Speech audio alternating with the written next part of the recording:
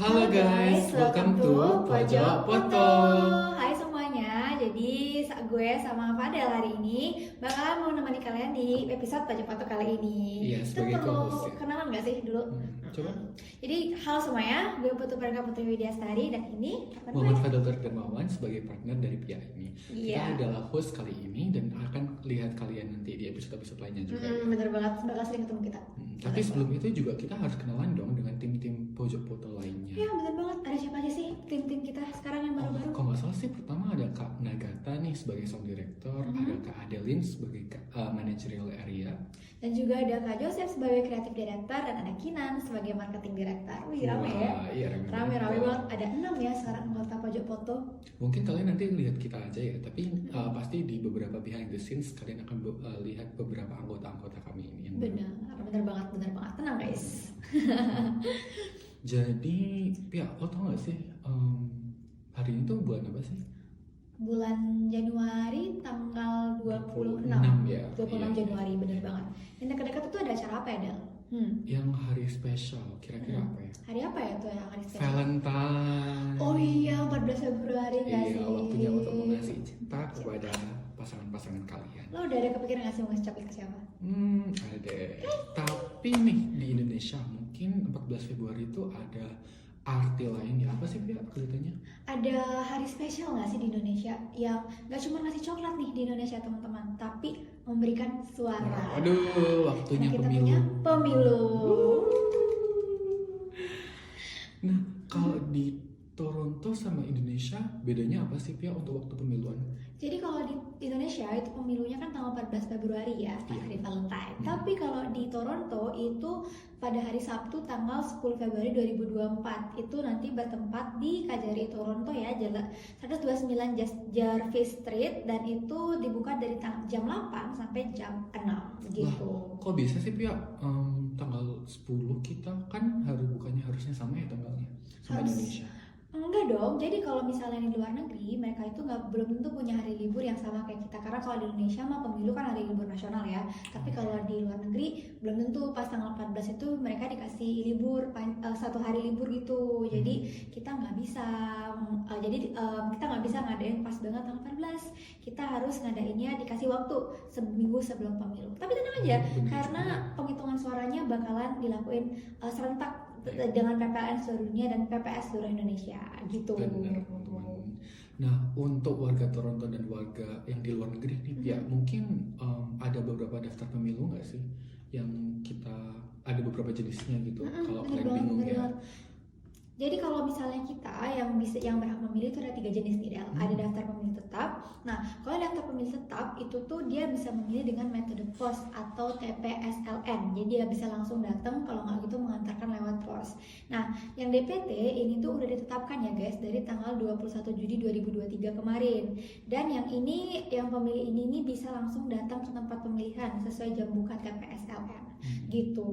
Ada lagi nggak sih, Del? Ada yang kedua kalau nggak salah daftar pemilih tambahan nih. Jadi pemilih ini sudah terdaftar di DPT, tapi dia tuh masih dari TPS-nya masih dari asalnya di Indonesia atau di luar negeri bagian yang lain gitu. Jadi untuk daftar pemilih tambahan ini sendiri bisa menggunakan metode sama kayak TPSLN sesuai jam buka TPSLN ya teman-teman. Jadi kalau kalian daftar pemilih tambahan, kalian masih bisa ke TPSLN kan dari Toronto jam 8 sampai jam 6 waktu Toronto itu juga. Dengan membawa surat pindah pemilih dari TPS asal, ataupun kalian bisa mengirimkan surat pindah memilih dari TPS asal kalian ke PPLN Toronto teman-teman. Oh, berarti harus membawa surat pindah memilih gitu ya dari Bener. TPS asal. Oke. Kalau nggak salah ada batas itu ya juga pendaftarannya ya. Oh ya, ada ya batas pendaftarannya. Iya. Dan itu kapan itu? adalah 8 Februari 2024 ya teman-teman. Oke. Jadi 2 hari sebelum waktu pencoblosan kalian di Toronto, kalian harus mengirimkan surat-surat kalian ya. Oke. Ada lagi nggak sih daftar pemilih yang lain? Ada nih, ini yang spesial nih. Khusus soalnya. Ya. Oke. daftar pemilih khusus. Apa sih bedanya, Pia? Jadi kalau daftar pemilih khusus itu pemilihnya nggak terdaftar baik di DPT maupun di DPTB. Jadi dia nggak sebagai daftar pemilih tetap maupun yang tambahan. Nah cuman dia ini masih bisa memilih. Hanya aja mereka tuh cuman bisa memilih kalau datang langsung ke TPS LN-nya, dan juga cuman bisa boleh datang 1 jam sebelum TPS tutup. Jadi kalau tutupnya jam 6 berarti dia datangnya jam 5 ya. Dan itu pun kalau misalnya masih ada surat suara yang masih tersedia gitu. Jadi kalau nggak ada yang kehabisan, gagal dong suaranya, nggak bisa milih gitu. Dan ini nggak beda ya teman-teman, kalian harus tetap membawa surat identitas kalian kayak KTP, surat paspor atau surat perjalanan laksana rapor ya. Gitu. Harus tetap membawa kartu identitas ya sebagai warga negara Indonesia. Karena jangan-jangan nanti yang milih malah warga negara, karena ada lagi. Waduh, ada poster nih. Suaranya nambah ya suaranya. Nah, tapi ini kayaknya gue belum pindah alamat deh, Del. Gimana ya caranya supaya TPS gue pindah gitu ke Toronto? Nah, semisal nih kayak kasusnya Pia ya, kalian tuh bisa cek nama di DPTLN dan pindah domisili. Kalian bisa menginformasikan alamat yang baru ke PPLN Toronto melalui email pplntoronto2024@kpu.go.id, kecil semua, pplntoronto2024@kpu.go.id teman-teman. Oke, berarti ada habis nih gue harus email ya ke PPLN Toronto. Oke. Nah, tapi kalau misalnya gue punya teman dia belum terdaftar sebagai daftar pemilih tetap padahal udah eligible nih buat memilih, dia tuh harus ngapain sih? Jadi coba kalian pastikan nama kalian itu terdaftar nggak sih di DPT dengan bisa melalui website pemilu 2024 toronto.com, pemilu 2024 toronto.com, atau cek DPT online kpu.kpu.go.id, cek dptonline.kpu.go.id ya teman-teman. Dan apabila kalian ini sudah terdaftar di DPT di TPS asal kalian juga lagi bisa kirimkan surat suara kalian memilih ke PPLN Toronto. Berarti bisa kirimin surat pindah gitu ya? Bener. Saya tuh udah pindah dari TPS asal kayak kenapa sih Toronto nih? Oke, terus jangan lupa ya, meskipun kita udah bawa surat pindah, jangan lupa datang. Jangan bukanya jam 8, datangnya jam 7. Waduh, ke awalan tuh. Ingat waktu dan tempat pemungutan suara teman-teman. Dan untuk TPS LN jangan lupa pastikan membawa paspor atau kartu identitas saat pemungutan suara teman-teman. Benar banget, untuk mengidentifikasikan ya kita nih orang Indo, kita orang Indo. Dan mungkin untuk kalian yang di KJRI Toronto nanti datangnya itu bukan cuma memberikan surat suara ya teman-teman. Tapi benar banget. Ada banyak acara nggak sih lagi? Ada live musik, ada bazar makanan, dan banyak banget. Jadi nggak bakal rugi deh kalau datang pemilu karena udah banyak banget. Kayak live musiknya, bazar makanan, dan makanan pun makanan Indo nggak sih? Waduh. Kalau kalian kangen banget sama makanan Indo sama komunitas Indonesia ya, kalian bisa datang ke sana. Bener banget, karena bakal rasa kayak rumah, back to home. Aduh, ini gue udah pengen banget ya balik rumah nih. Nah, tapi nih kan pemilu itu kita dari tadi keluar-keluar nih soal pemilu.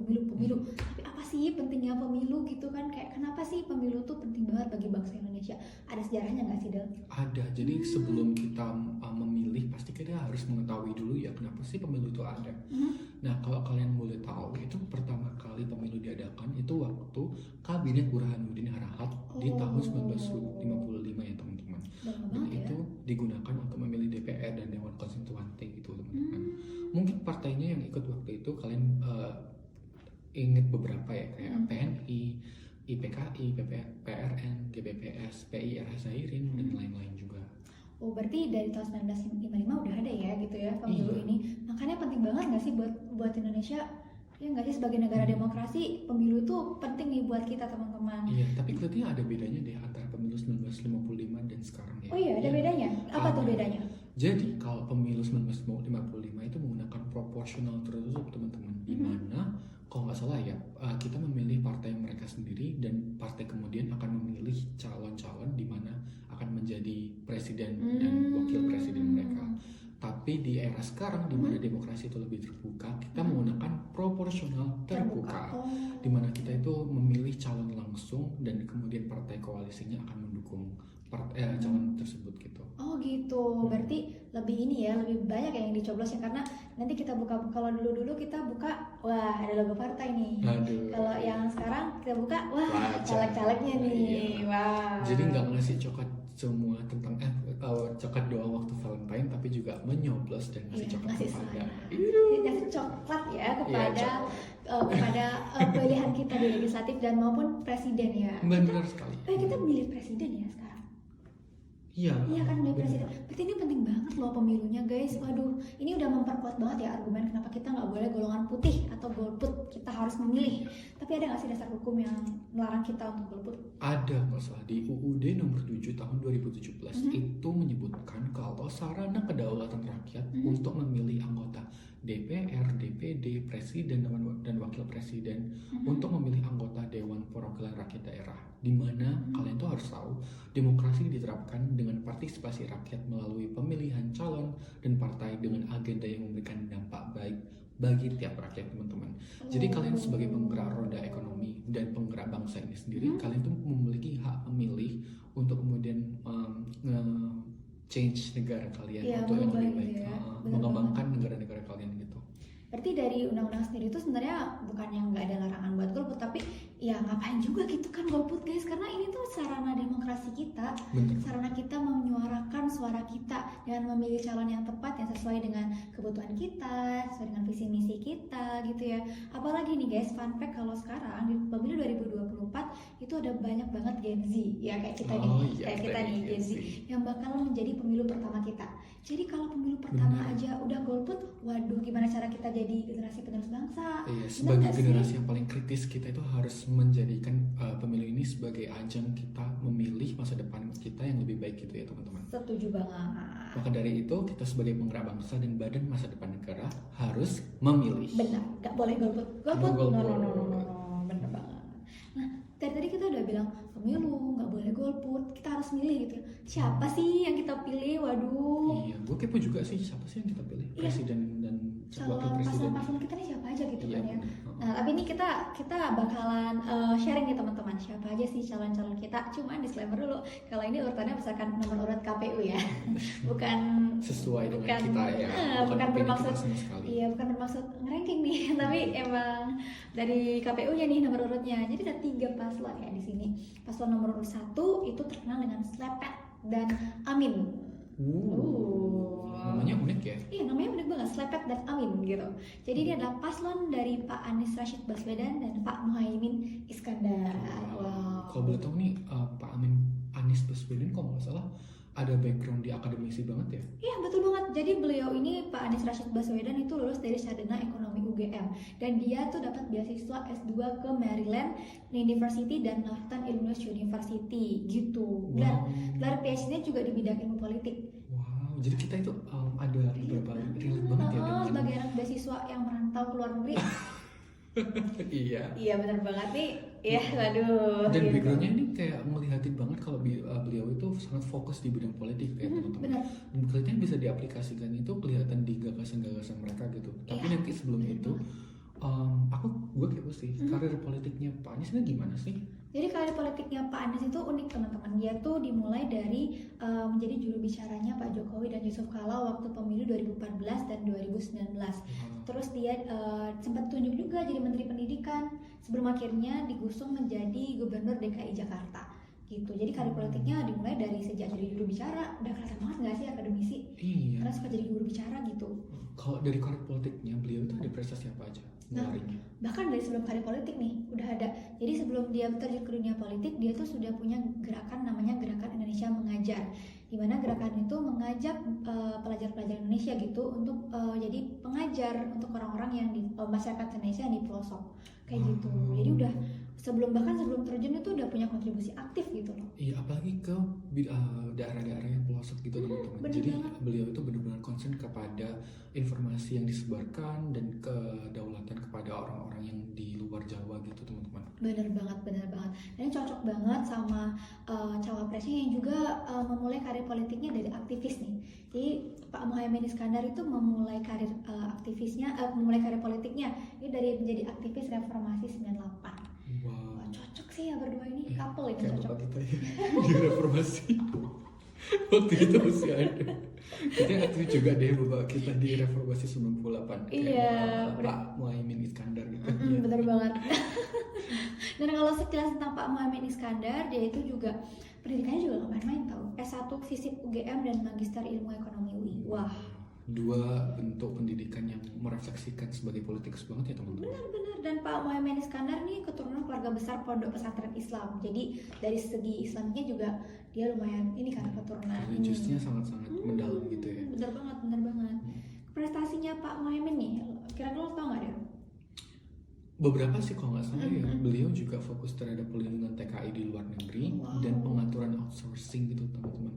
Jadi beliau tuh benar-benar fokus kepada labor rights dan apalagi di luar negeri gitu ya. Apalagi kita di luar negeri yang butuh proteksi dan pertahanan sebagai TKI gitu.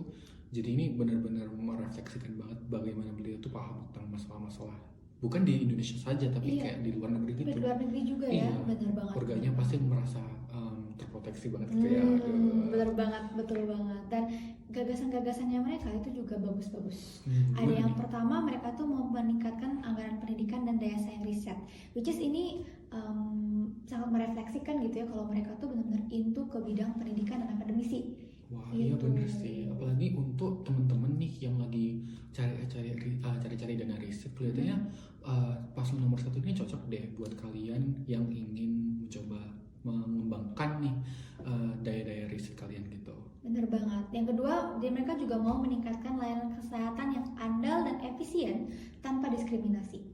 Jadi gak ada lagi tuh diskriminasi. Berarti kelihatannya BPJS bakal lebih cepat gak sih? Harusnya ya. Harusnya. Jadi pendukung nomor 1 tolong dicat nih janjinya. Dan nomor ketiga itu ada juga beliau ini akan membangun 14 kota untuk menggerakkan roda perekonomian agar meratakan lapangan kerja. Wow, mau meratakan gitu ya supaya nggak lagi Jawa sentris nih, tapi semuanya kena ini nanti. Jadi Nusantara. Bener Nusantara sentris. Asik. Tentunya pola ekonominya nanti bakalan melihat di seluruh bagian dari Indonesia, nggak cuma di Jawa doang gitu. Kita lihat. Ini gagasan yang bagus, tapi nanti kalau misalkan terpilih kita tagih. Aduh, mana 14 kota. Apalagi sih dia gagasannya ada 3 lagi ya? Ada 3 lagi. Dia mau mengembalikan peran KPK yang independen dalam pemberantasan korupsi. Jadi mau mengembalikan peran KPK yang berdiri mandiri gitu sebagai lembaga dan juga berkomitmen dalam pemberantasan korupsi. Gitu. Semoga nggak cuma janji ya ini ya. Iya. Saya juga semoga KPK ya nggak bakalan korupsi juga gitu. Jadi ini gagasan yang sangat penting untuk meluruskan dari KPK dan pejabat-pejabat lainnya juga gitu teman-teman. Nah, dan juga dia mau memperbaiki regulasi yang ambigu dalam upaya menjamin kebebasan berbicara, berkumpulan, dan berekspresi gitu. Dan juga yang gagasan terakhir, kita akan fokus ke calon ini tuh akan fokus ke pembangunan dan misi ekologis untuk menjaga biodiversity. Wah, gimana nih sebagai analisa menurutmu gimana nih? Kena nih gue. Jadi menurut gue pemimpin itu harus benar-benar mempertimbangkan gitu ya keseimbangan antara membangun sesuatu dengan menjaga biodiversity. Karena Indonesia sendiri itu kan negara tropis ya teman-teman. Jadi yang keanekaragaman hutannya, keanekaragaman bionya itu beragam. Jadi kalau pemerintah future leader kita malah tidak mempertimbangkan ini, waduh, gawat banget. Sepertinya melestarikan ini salah satu daya saing yang bisa diberikan kepada paslon nomor 1 ya teman-teman. Iya, benar banget. Iya. Kalau partai koalisinya kalau nggak salah ada beberapa ya, salah satunya tuh kayak PKB, Nasdem, PKS, dan PU. Benar banget. Dan mereka punya 167 kursi dari 575 yang ada di DPR. Yang DPR RI saat ini, benar banget. Lumayan lah ya, partai koalisinya ada 4 ya ininya. Lanjut mungkin kita bisa membicarakan tentang paslon selanjutnya. Iya, paslonnya identik dengan gemoy. Gemoy banget nih, nomor biru. Warnanya biru nih, kalau udah mereka warna biru-biru, wah ini kampanyenya nomor 2 nih. Aduh, identis banget ya. Iya, tapi meskipun image-nya gemoy, paslon nomor 2 ini punya background militer kuat banget. Iya. Jadi paslon nomor 2 adalah Pak Prabowo Subianto yang saat ini menjabat sebagai Menteri Pertahanan dan Keamanan Negara Indonesia, dan cawapresnya Gibran Rakabuming Raka. Gitu. Nah, Pak Prabowo Subianto sendiri ini udah lama banget berkecimpung. Dia fun fact nih, Pak Prabowo udah nyalonin sebanyak 3 atau 4 kali gitu. 4 kali. Sebagai 3 kali sebagai calon presiden dan yang pertama kali sebagai calon wakil presiden gitu. Jadi udah sering banget nggak sih berkecimpung di pemilu? Iya. Gitu. Dan backgroundnya sendiri dia tuh pernah menempuh pendidikan militer militer di Magelang dari tahun 1970 sampai 1974, dari masa kejatuhan Orde Lama ya itu udah lama banget gak sih? Iya. Lama banget. Jadi kelihatannya beliau itu juga punya experience beberapa di salah satu memproteksi dan pertahanan negara ya teman-teman. Jadi ini bisa terrefleksi juga di gagasan-gagasannya sebelumnya. Iya, Ya. benar banget. Tapi sebelum itu mungkin kalian harus tahu bagaimana prestasi beliau sebagai Menteri Pertahanan ya. Kayak seperti modernisasi Sistem alutsista. pertahanan TNI. Iya, mengembalikan industri pertahanan domestik dan kontribusi ke ekonomi dan lapangan kerja teman-teman. Wow, sangat mencerminkan ya sebagai Menhan Iya. bagaimana kinerjanya Pak Prabowo Subianto ini. Dan bahkan cawapresnya sendiri nggak kalah bagus sih, karena beliau ini adalah cawapres termuda, masih 37 tahun. Kalau dari namanya sih identis sama bukannya anaknya Pak Jokowi ya? Iya, jadi Mas Gibran ini adalah anak sulung dari Presiden Joko Widodo gitu. Dan dia tuh sama ya seperti Pak Anies dan Pak Prabowo juga ya. Itu dia tuh pernah kuliah di luar negeri. Dia menyelesaikan pendidikan SMA-nya di Singapura. Terus dia lulus di Management Development Institute of Singapore dan University of Technology Sydney College. Nah setelah itu dia balik ke Indonesia, dia buka bisnis nih. Banyak banget bisnisnya. Ada Cili Pari, itu usaha catering ya. Ada markobar, ada restoran mangkokku, dan banyak banget. Kangen banget sama martabak ya. Mas Gibran kalau kepilih mohon maaf banget, Bisa kita kirimin martabak bener, ke sini ya. tolong datangkan kita gerobak martabak yang bisa mangkal jam 12 pagi. Nah kalau boleh tahu nih ya, beliau itu juga kalau nggak salah karir politiknya mulai dari mana sih? Kiprah politiknya Mas Gibran itu dimulai dari sejak dia dia terpilih menjadi wali kota Solo tahun 2020. Jadi baru banget berkiprah. Baru banget ya. Iya, baru banget. Dari prestasinya itu apa aja sih kalau boleh tahu? Sebagai wali kota, dia itu sejak Gibran menjabat, pertumbuhan ekonomi itu melesat di kota Solo dan pembangunan infrastruktur itu juga terjadi gitu di Solo. Dan selain itu karena dia pebisnis, jadi bisnisnya dia tuh punya dampak gitu loh untuk warga Solo dan sekitarnya. Wow, Gitu. iya. Jadi kelihatannya antara kedua individu ini, Pak Prabowo dengan Mas Gibrannya sendiri, itu juga bisa merefleksikan identitas mereka masing-masing kayak bisnis, bener infrastruktur, militer kepada gagasan calon mereka ya. Bener banget. Ada 6 kalau salah ya, Pia. Coba ada nomor 1 itu ada dana riset dan inovasi akan diupayakan naik sebesar 0,5% hingga 2% selama 5 tahun. Sangat spesifik ya. Iya, spesifik banget. Ini pendukung nomor 2, mohon banget dicatat, terus kayak kalau tidak sesuai kita tagih. Iya, kalau kurang nambah, kalau kelebihan nambah lagi dong. Nambahin lagi. Iya. Betul. Kan bagus ya kalau lebih ya. Kemudian yang kedua itu juga unik ya buat pendidikan di sekolah ya, makan siang gratis untuk anak sekolah. Agar gizi tercukupi dan belajar dengan baik. Jujur, ini gue mau banget sih, jujur banget. Sayangnya kita di luar negeri dan udah kuliah. Jadi nggak berlaku ya buat kita. Iya, mungkin kita bisa pulang nanti makan lagi di Iya, sana. kita menyamar gitu ya, masih cocok sih ya gue. Saya nggak ya gitu aja. Tapi yang ketiga ada memperkuat hilirisasi dan menghentikan ekspor murah serta pemanfaatan Sektor maritim.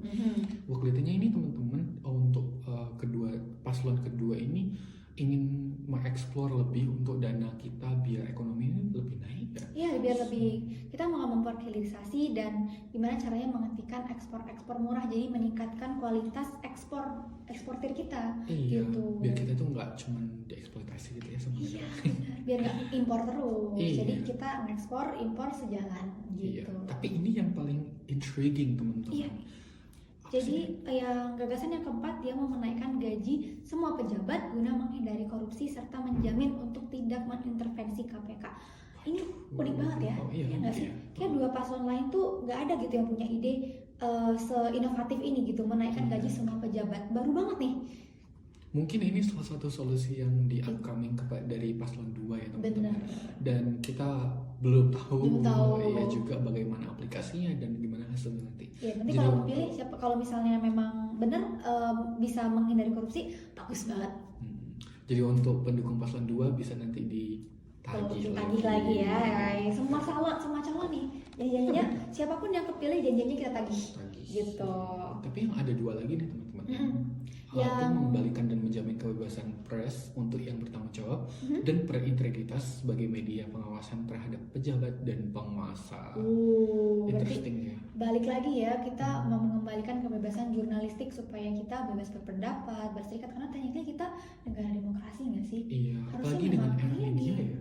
Dengan era media itu kita harusnya bisa lebih leluasa untuk menyampaikan aspirasi sama pendapat kita gitu. Dan yang terakhir apa sih, Pia? Yang terakhir, paslon nomor 2 ini mau mengembangkan sumber energi hijau alternatif seperti air, angin, matahari, dan panas bumi. Jadi mau memanfaatkan gitu loh sektor-sektor energi terbarukan. Nah, lo sendiri nih, menurut pendapat lo gimana nih?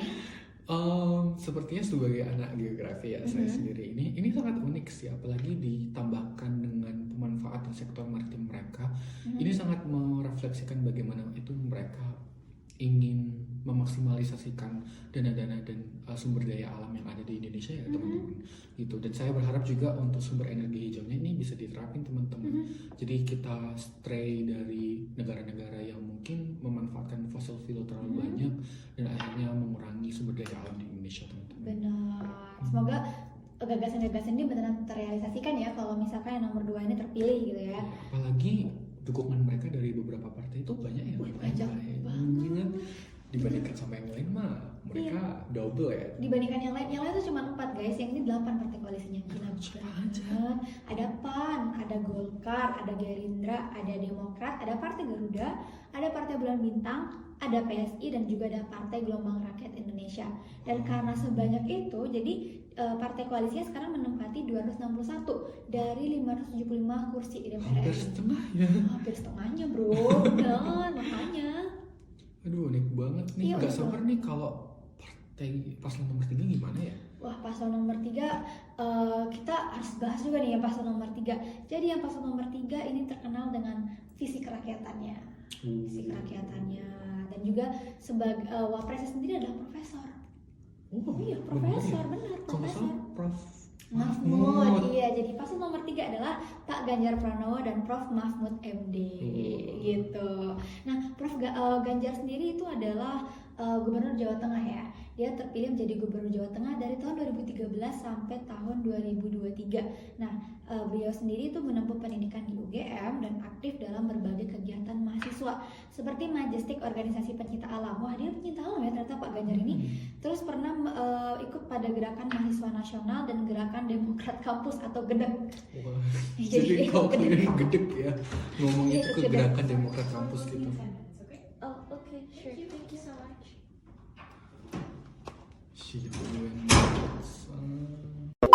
Kami akan kembali.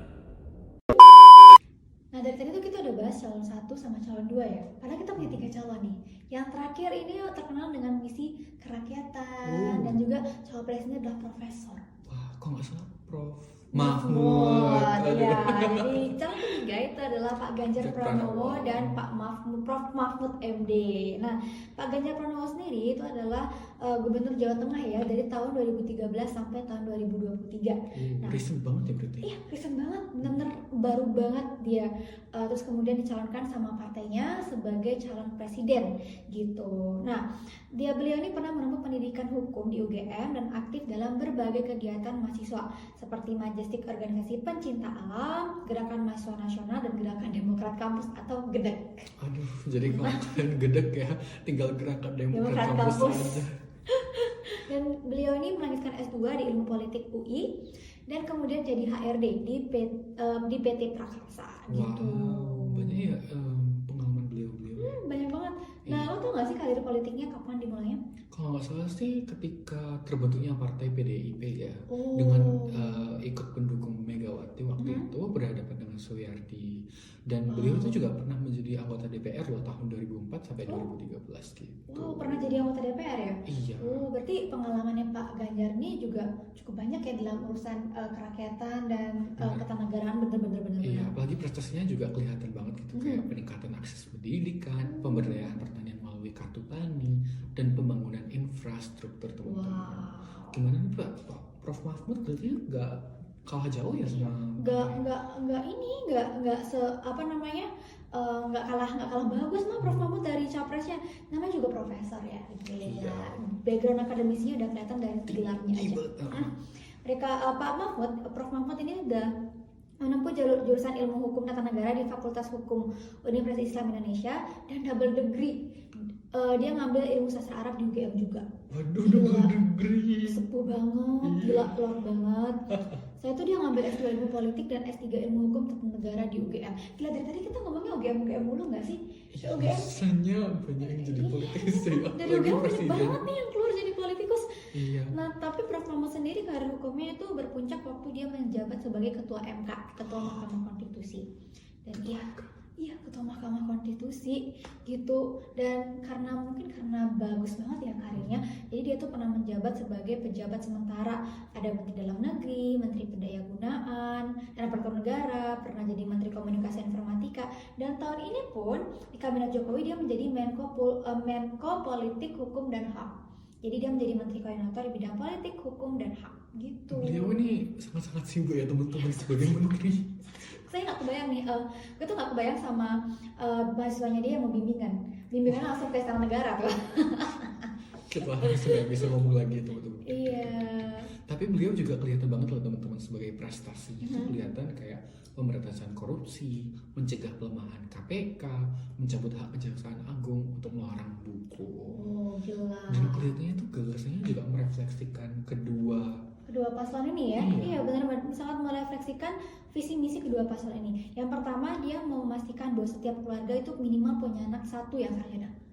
Nah di zaman sekarang emang keluarga itu harus punya at least satu anaknya sarjana sih ya. Iya, dan ini bantuan banget ya, support sebagai pendidikan yang lebih tinggi gitu. Benar. Nomor 2 juga memastikan rakyat mendapatkan pelayanan kesehatan tingkat pertama.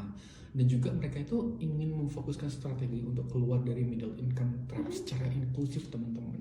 Dan ada beberapa dengan peningkatannya itu koperasi UMKM, pemanfaatan infrastruktur, ekonomi digital, terus pertumbuhan industri manufaktur di 7,5 sampai 8%. Spesifik banget ya ini. Iya, apalagi spesifik banget nih. Yang dukung 3 catat. Nah, Ini terus catat. mereka itu juga mempercepat dukungan teknologi informasi dengan penguatan KPK bersama dengan Polri secara sinergis dan harmonis teman-teman.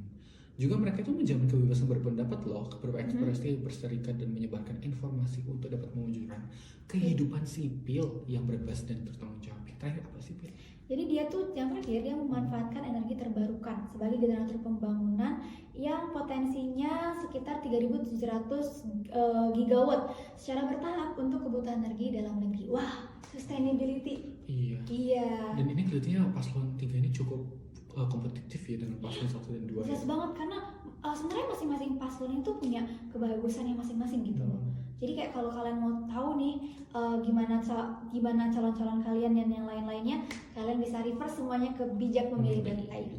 Iya benar banget, karena kita juga refer dari situ ya dari tadi. Iya, semua riset kita dari Bijak Memilih ID dan jangan lupa cek fakta. Nah partai koalisinya yang 3 sendiri apa aja tuh partai Kalau koalisinya? masalah ada PDIP, Partai Persatuan Pembangunan, Perindo dan Partai Hanura dengan kursi 147 dari 575 teman-teman. Wow. Ya kayaknya kita udah ngobrolin tentang calon-calonnya, kita udah ngomongin tentang teknis pemilu, checklistnya udah semua ya tentang pemilu-pemilu ini. Bener banget banget. Jadi kalau kalian ada waktu nih, kalian pasti harus memilih ya, jangan kebut ya teman-teman. Harus banget dong ada waktu. Iya, apalagi warga-warga Toronto yang nanti ada acara waktu 10 Februari itu live musik bazar, jangan lupa ya Aduh teman-teman. gila, gue sih nggak mau ngelewatin ya, Sebagai ajang juga Valentine ini ditunggu ya teman-teman di warga di Indonesia ya. Bener banget. Siap-siap. Benar gitu. Dan kalau kalian mau tahu banget tentang cawapres kita dari versi tadi ya, kita bakal silakan cek bijakmemilih.id atau websitenya resmi KPU. Itu juga boleh banget dicek karena segala informasi yang penting kalian ketahui tentang pemilu itu semuanya dirangkum di sana dan itu udah jelas ya, valid dan kredibilitasnya terjamin. Jangan lupa 10 Februari untuk warga Toronto di St. Jarvis. Betul. Untuk jam 8 sampai jam 10 teman-teman. Jam 8 sampai jam 6 sore. Waktu Toronto ya. Iya benar Mungkin waktu Toronto. sekian ya dari kita ya. Ya kayaknya kita udah ngobrol banyak banget tentang pemilu. Selengkap-lengkapnya ya silahkan cek website dan banyak resource yang bisa kalian ini ya. Saya Muhammad Fadil Darmawan dan ini partner saya Jawi Diastari, pamit undur diri dan mohon maaf teman-teman kalau ada kesalahan kata dan tidak sengaja menyinggung. Oke, sampai jumpa di podcast pojok selanjutnya. bye bye.